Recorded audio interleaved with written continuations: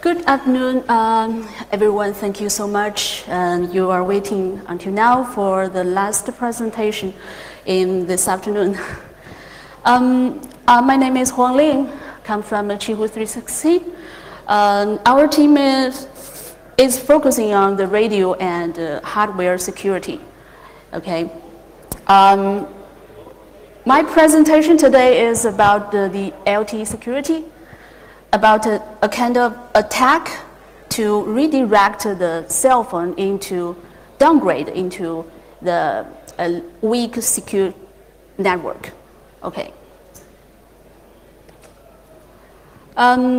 We know that 4G network, i.e. the LTE network, is more advanced, secured, but it doesn't mean it's absolutely safe. So in last year, in the Black Hat Europe, there are presentations introduced the LTE IMSI catcher and DOS attack over LTE network. This picture shows the tool they use, laptop plus USRP. We will also use such tools to do further attack, to do redirection. Okay, let's first see the two known attack types. The first one is about IMSI catcher. You can see the left part is the real LTE network controlled by operator. And the attacker can build a fake LTE network, the smaller one, which covers a narrow coverage area, okay? Once the cell phone enters into this area, it will try to attach on this fake network, and the network will ask the cell phone to send its IMSI number. This number will be reported to the fake network. Then we can get the unit, the identification about this cell phone. As I know, there are some national security departments are using such device to track some criminal suspect. And I also heard some rumor that there are some under casinos that use such device, porting nearby their casino to know if there are strangers come nearby, and they will get alert. So anyway, from the network side, we don't wish such active equipment to influence the existing network, right? No matter it's by government or by some illegal entities. The second attack example is about the DOS attack.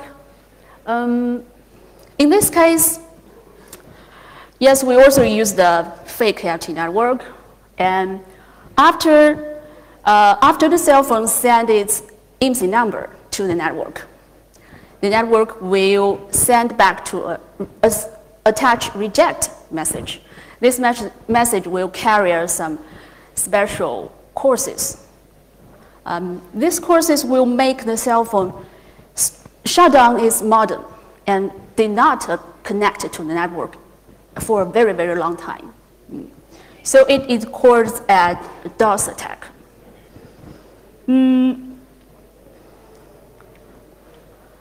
For me, I did a further step. After we send the attach reject message, I added some further information that calls redirection message. This message will tell the cell phone, okay, you come into my GSM network. What is this GSM network? It is also built by the attacker. It can be a fake network. I mean, it may be built by OpenBTS software, but also can be other malicious 2G or 3G network. So in this case, as long as the cell phone enter into this weak network, 2G or 3G, the voice or data traffic can be eavesdropped by the attacker. This is the risk of this attack. Usually people will argue that we could use some other simple way, like jamming signal, right? You can jam in the existing 4G network, and then the cell phone will automatically downgrade it to 2G or 3G, right? But the advantage of this attack is you can choose the target. You can choose to tell this cell phone go to that network and tell other cell phones go to operator's 4G network. So the other people will be not influenced by your attack, right?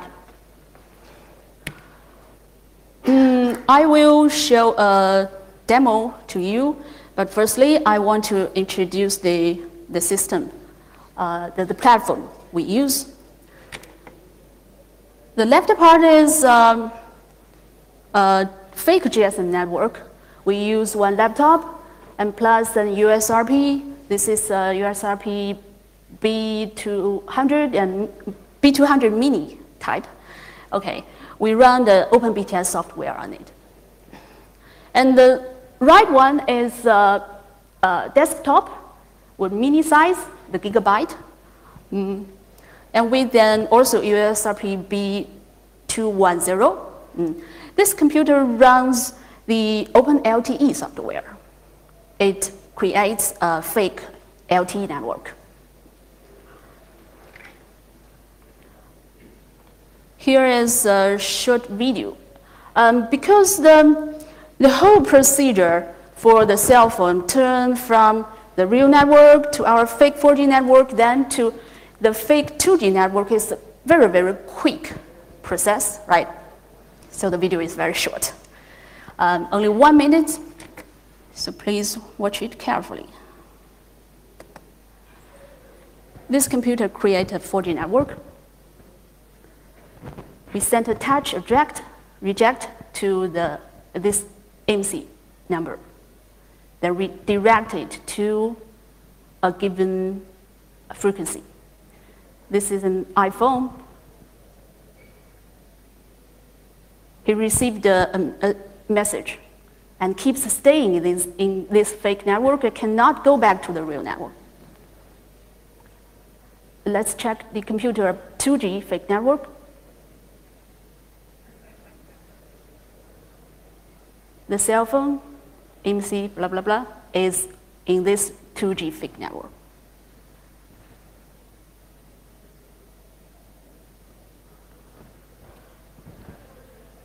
Okay.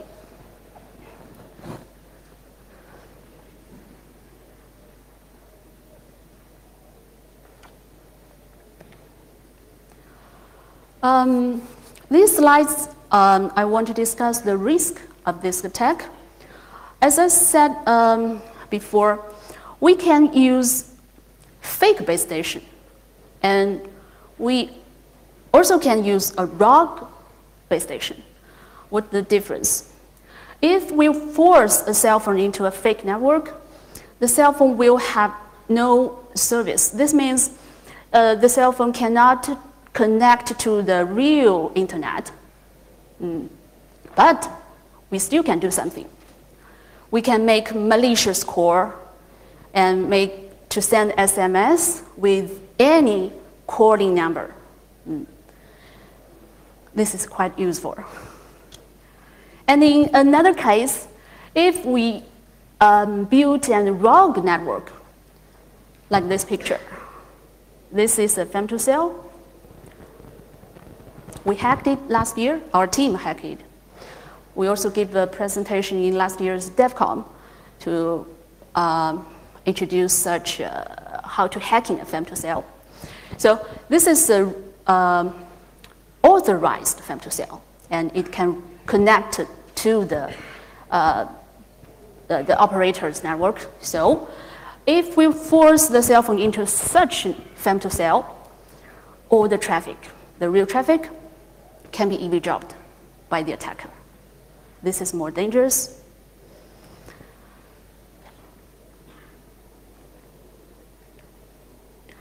From these slides, I will introduce the principle of how the attack realized. We can see here, this is the basic procedure when the cell phone power on and then connected to the network. It will firstly search the neighboring cell and find a cell has best signal and try to connect to it.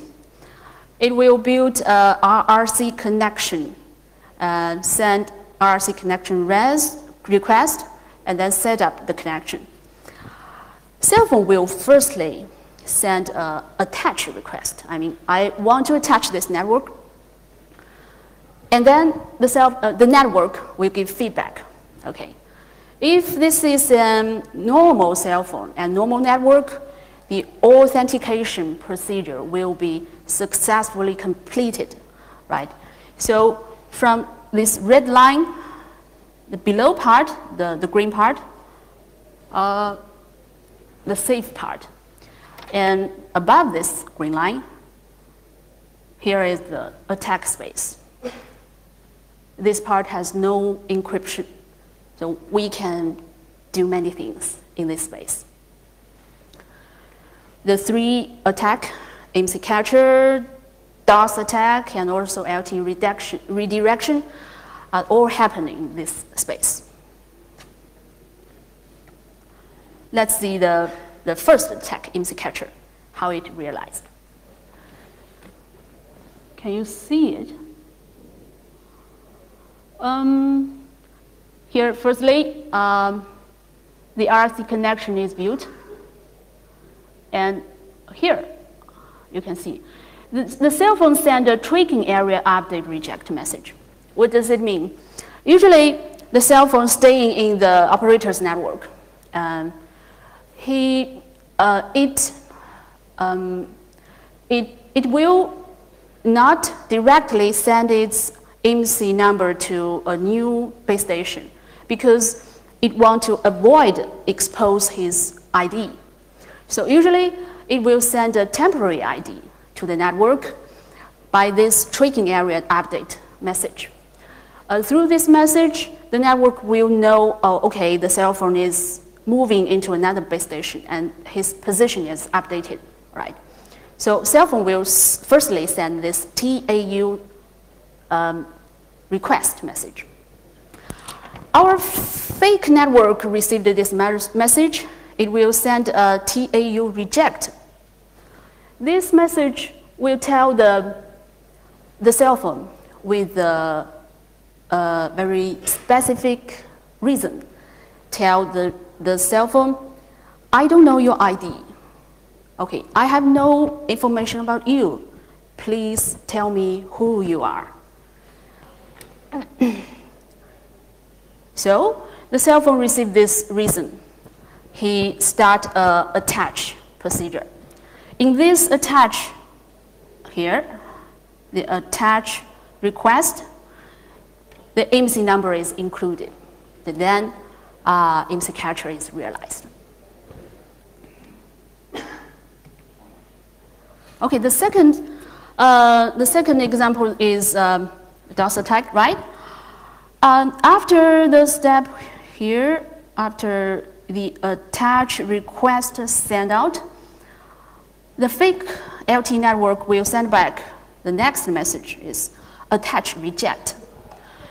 This reject message also can bring some courses. The reason why I reject you. I tested many of the courses. I found 4 of them are very useful. For example, number 3, number 7, 8, and 14. What does this mean? For example, for number 3, it means you are an illegal cell phone. tell the cell phone you are illegal. So the cell phone stop connecting to the network and do nothing. And for 7, 8, and 14, they are all related to like tell the cell phone, here I have no service, no EPS, no 3G, and no 2G network available. No network, tell the cell phone. So cell phone shutdown is modern. Do nothing. Then DOS attack realized, right? The third attack, do the further step after attach reject message. When we send the attach reject message, I add, see the red words, redirected carrier info added to the RRC connection release message. In this message, we will tell the cell phone, okay, you should go to frequency, blah, blah, blah, blah, and a GSM or a WCDMA, blah, blah, blah. Then the cell phone will follow the command and enter into your targeted network. Okay, after I introduce the principle, I will tell you how to build it. It's not difficult. You just use computer and USRP or BladeRF. They are both okay. We use a small size desktop and USRP B210. There are some popular open source LT projects. Two of them are very famous. The first one is Open Air Interface by Eurocom, France. This is the most completed and open source LT software. It can support connecting cell phone to internet. It means if you build an OAI network in your lab, it can be a privacy network for you, right? It really can connect to a commercial cell phone.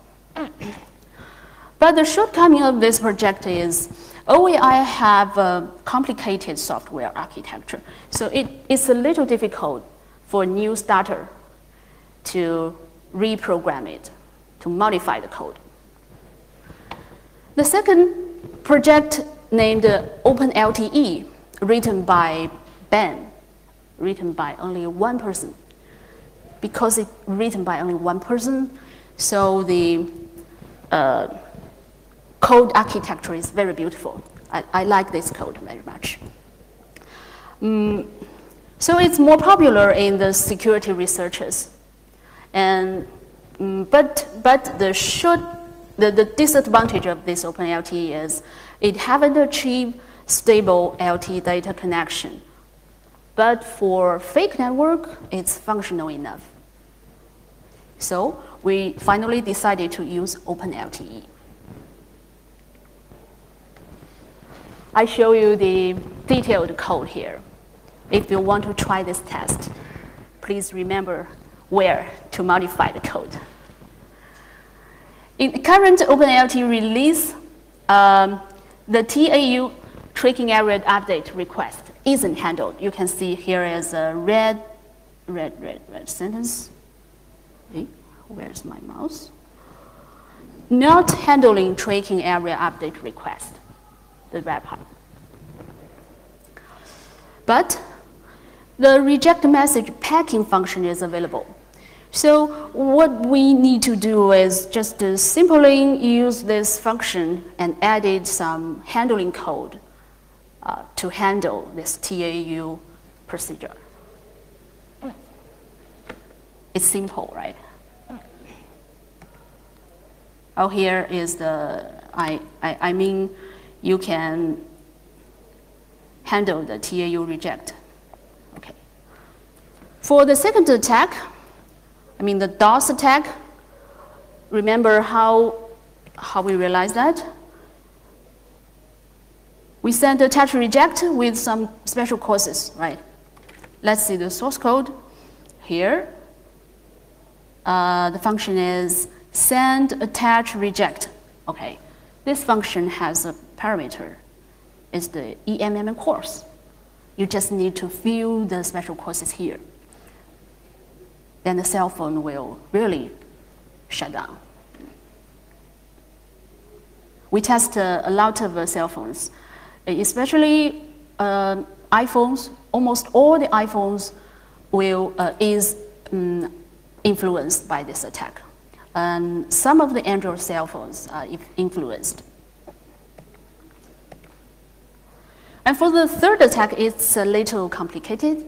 You have to read the 3GPP specification and to know how to construct the redirection message.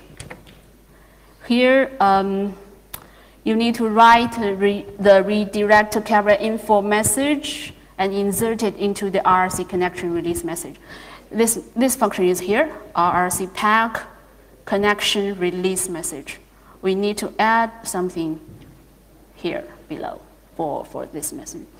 The right picture, you may not see it clearly, is screenshot from our test cell phone.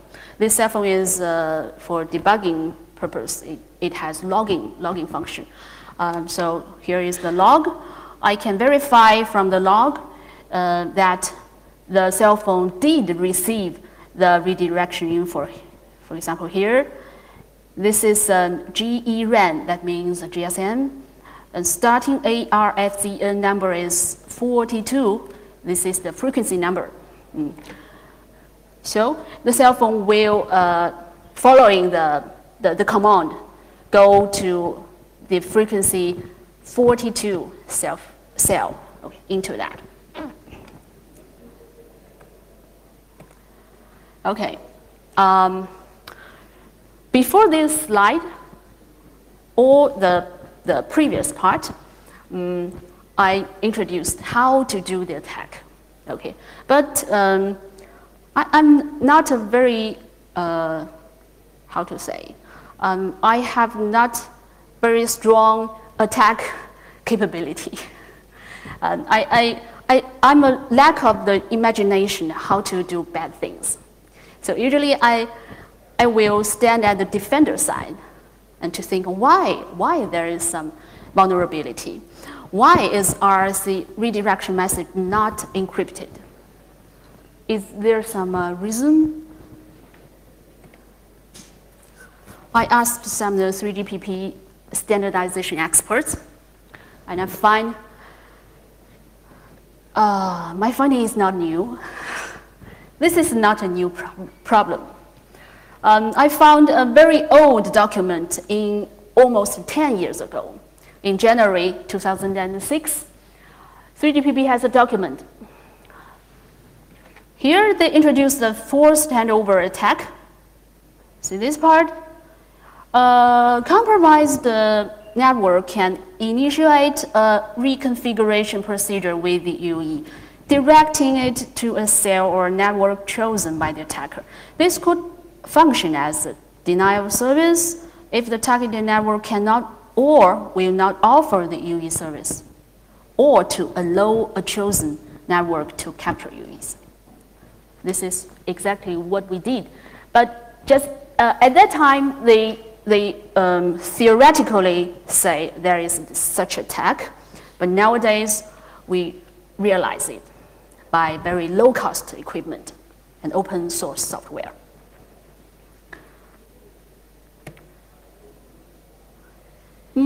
And I also find just 10 months later, in November 2006, 3GPP made a decision how to handle such attack.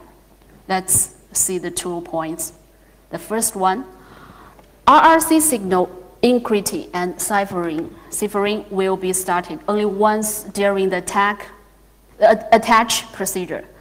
i.e. after the AKA has been performed and cannot be activated later.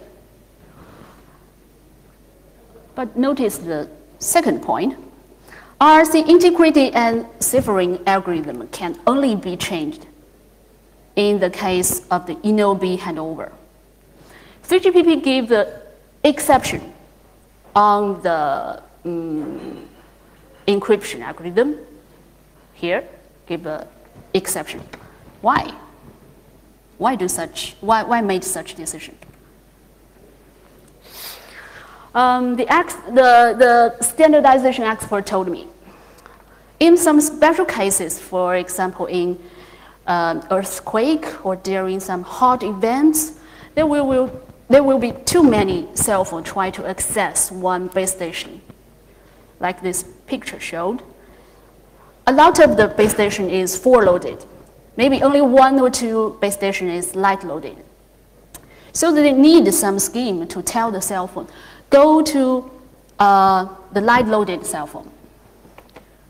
This command, why it ignore the authentication procedure? Because the heavy loaded base station has no more resource to complete the authentication.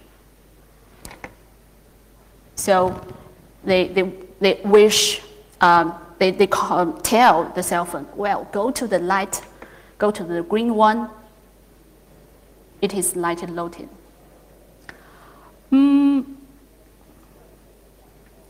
If someone argue that, why the cell phone can not auto select another base station?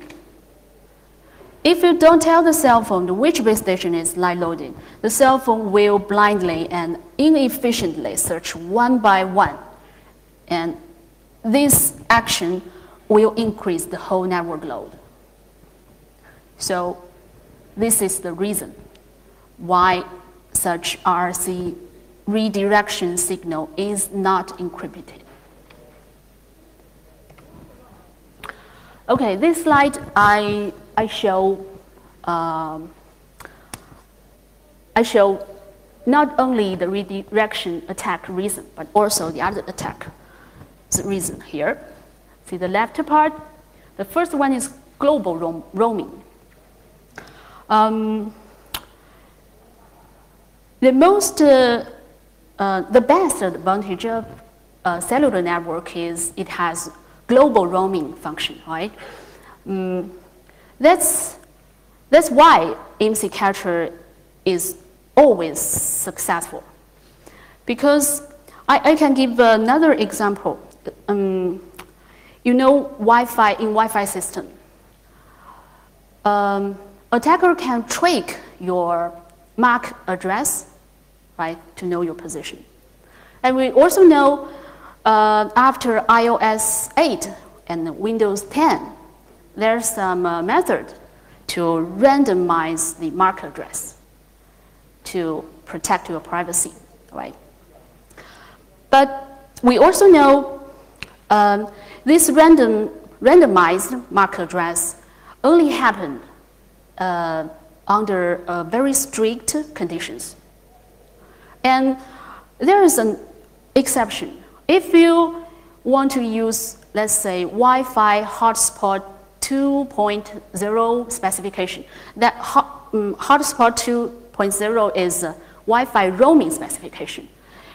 As long as you enable Wi-Fi roaming, the MAC address randomization is disabled. The reason is, if you want to roaming, you need to tell the network who you are. You need to first give your ID, and then the network can authorize you, right? So roaming and IMSI catcher is conflicting. The designer has to make a trade-off between them. And also for DOS attack, this is considering to save the battery energy. Suppose if in this environment, there's really no network, the network is broken, no service. So if your cell phone is keep searching the network and try to attach, the battery energy will quickly consumed out. So the designer used such a scheme to save battery energy. Okay, so the third line is this is a conflicting pair, load balance, and redirection attack. I want to say that when we designing a network, we will firstly consider its basic requirement to provide network availability to user. And privacy is a little higher level requirement, right? So it's difficult to make the trade-off. But does it mean we can do nothing? No. For example, I discussed with this, because the 360 also has a cell phone, making cell phone, okay. So we discussed with the cell phone engineers. We think for the cell phone manufacturer side, we could use two methods. For example, scheme one, let the cell phone don't follow the redirection command, but auto search other available base station. And for and the second method is let the cell phone follow the redirection command, but raise an alert to the cell phone user. For example, you can see a red alert on your cell phone. You are downgraded to a low security network. Do you accept it? You can manually choose accept or not.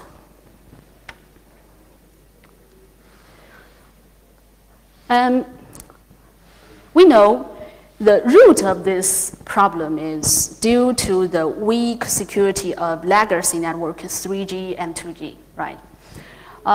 So from a standardization side, they think it should fix the weak security of legacy network. That means the GSM. They want to fix it. How to fix it? This is a very old network, and there are many old network equipment. It's very difficult to do upgrade. So how to do? Here is very, very fresh news. This meeting happened just in this month. 2 weeks ago, there is a 3GPP SA meeting. In this meeting, GSMA sent an license statement to 3GPP. This document gives some proposal for legacy security issues and mitigation proposal. For this proposal, the basic idea is they want to upgrade the cell phone side.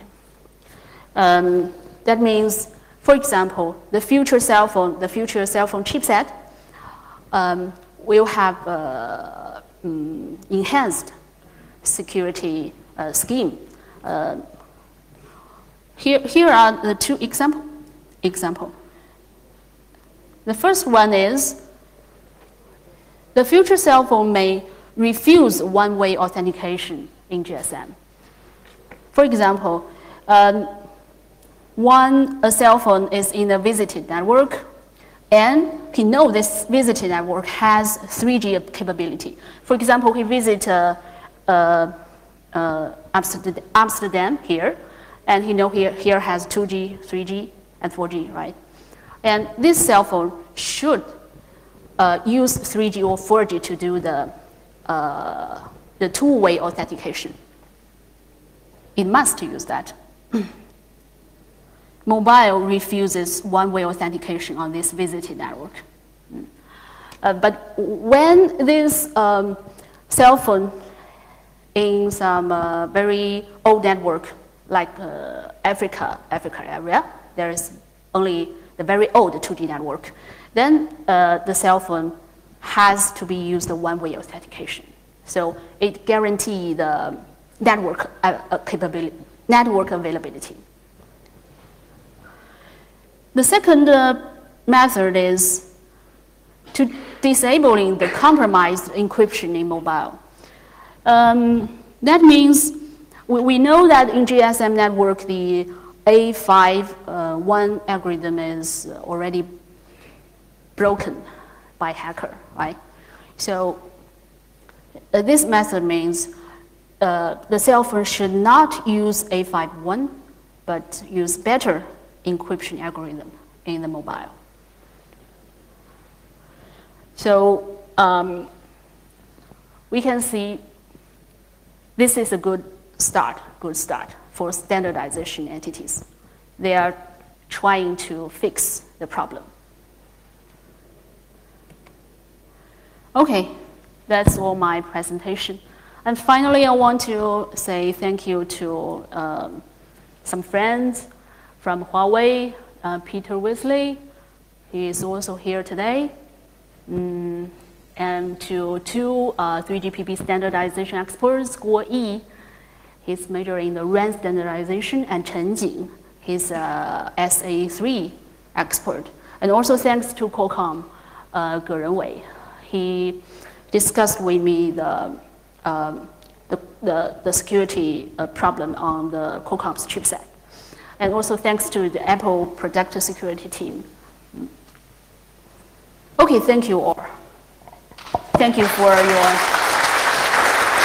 patience today. Thank you. We have some time for questions.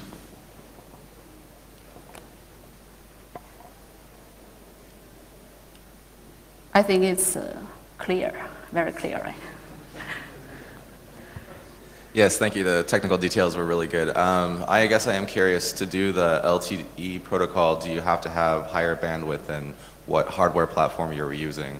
A lot of the consumer-grade stuff like Blade RF or... Sorry, could you slow down, use simple English words? Oh, sorry. What hardware platform are you using, and does the LTE emulation require higher bandwidth than the GSM? Do we know USRP? Yeah. Yes, but I think USRP2, this board has very wide bandwidth. So that's B200, I think? Yes, no problem. Okay, thanks. Any other questions? Then thank you very much. Thank you.